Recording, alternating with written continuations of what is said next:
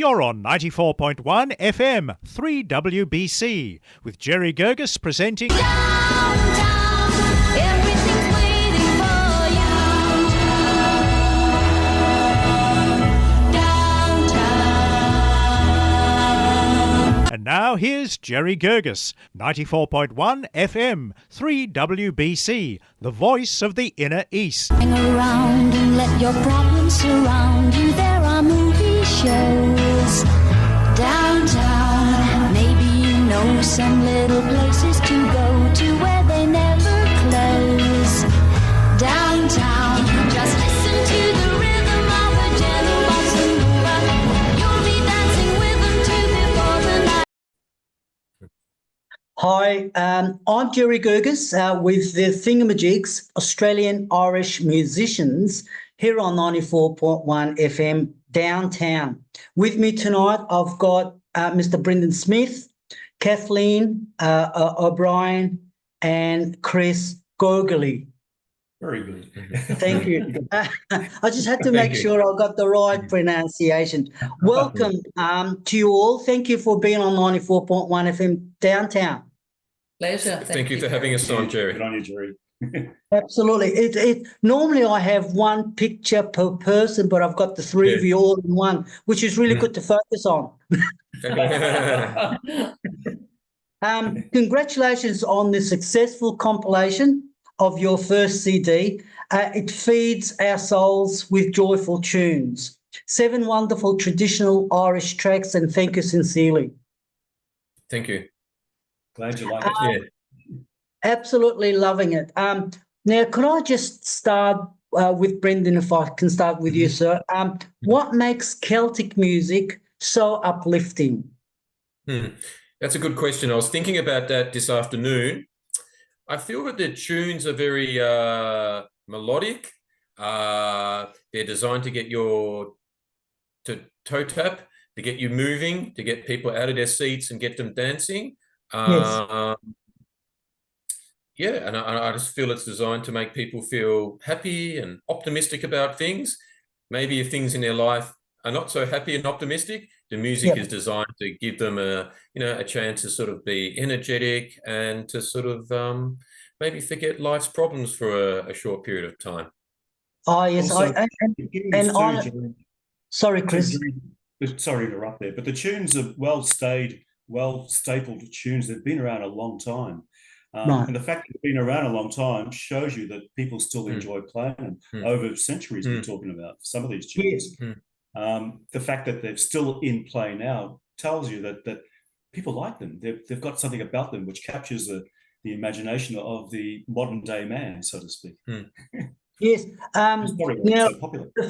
of course, there's been lots and lots of times when trials and tribulations that happened in every country. And the melodies, the lyrics just resounds with me. I don't know what it is. I'm not even Irish, but there is some connection between being an Egyptian and Irish somewhere, and I'm sure there is. Why do I find track number 4 on your latest CD, and it's titled "The New Potatoes"? A happy jig that makes me join in and join the dance floor. I don't know. I actually think when I play that tune, I think it's like a marching tune. I envisage soldiers marching off to war or something to that effect. But each to their own. Everybody can, Interpret it that way. Different ways, I mean. Yeah. Right, isn't that interesting? I find it a happy tune. I do. I did listen to the CD a couple of times, and I played it on Tuesday night at the radio station. I just selected a few tracks to play, and that I was so excited I couldn't help playing it. So, who's on the percussion? Or was it added by a professional music editor, or Chris in the background there, just playing on a guitar? Was there a percussion in the track? We contacted a friend of ours called Peter McAndrew, Right. and he plays the traditional Irish drum. Right. And we asked him to play on some of the tracks, Yeah. and he was more than happy to do so. We gave him a rough demo of the Right. recording, and Yeah. he practiced at home. And I think we met him. We went to his house just before Christmas, or Right. maybe just after Christmas. I can't recall. And we did a little bit of a rehearsal, and then I took him to the studio, and he recorded his percussion on maybe 4 of the tunes, I think. Right, Yeah. okay. We already recorded the tracks. We put down the mandolin, violin, guitar tracks already. Yes. And then we brought him in later on to do the percussion. Would Ah, have been okay. better to have done it all together, but Yeah. this was a afterthought. Yeah. We were going to actually do the guitar banging and mandolin banging sort of sounds like drums, but we started talking about it, and these guys know a couple of really good musicians, and Peter's a very good musician. So we thought, well, why don't we just pull him in Yes. and get him in the studio? The tracks are there, and he did a really good job of it, which is great. Yeah, absolutely. It just it brings in what was expected. So quite often when you turn up to some of the beautiful Irish venues, and there's always a Jim that sits there, and he's got this huge drum. And has it got a new name? Has it got a specific name? It's the Baron. A lot of people call it the Bodhran because it's spelled like Bodhran, B-O-D. Is it H-R-A-I-N? Yeah. Oh, But yes. I think the correct pronunciation is Baron. Right, okay. Yeah. Bit of Irish blood in there.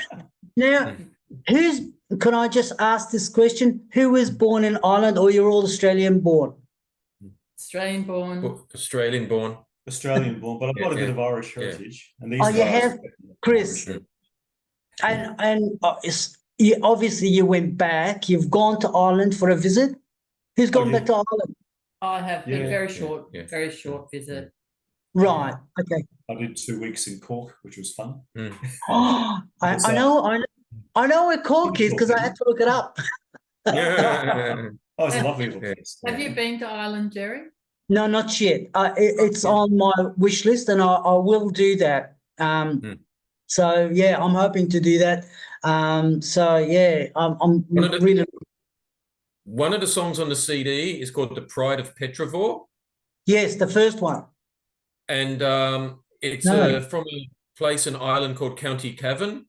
Right. And that's where I think my great-great-grandfather, or maybe great-great-great-grandfather, I'm not too sure, I have to check the little family history booklet when I go back home, but he is from County Cavan. And we also play a song called the West Clare Jig, which I don't think is on the CD. But some other parts of my family are from West Clare as well. So I must admit, I did some homework, and I chose, actually, I think Kathleen may have chosen the Pride of Petrovore, but I chose the West Clare Jig because I just wanted to have a little, just a little nod towards those parts of Ireland. And then when I looked up the Pride of Petrovore on the internet and did a little bit of research, I thought, oh, it's from County Cavan. Well, that was really cool. Yeah. Home blood. Now, you've, like I said, I started off by saying congratulations for the compilation of the CD. The next thing I was hoping to find is the Thingamajigs on the internet somewhere. So is there like work in progress about putting a website for yourselves? Facebook? We've just got the Facebook website, Jerry. That's our main point of stay. If you check the Facebook page, I think you just search the Thingamajigs, it comes up. Or Celtic Instrumental or something That's like the that. actual path. But you just search the Thingamajigs, and in Melbourne, we put everything up there. Right. Shorts and videos and stuff of what we've done. Even snippets of some performances where we played at venues. Yes. Mixture of stuff's up there already, basically. And we advertise when we're doing gigs. It's on there as well. Any events, we put up events. Right. it's much cheaper to use Facebook than it is to set up a website, basically. Yes, yes. Well, we can have a chat about that. There is cheap versions for absolutely free.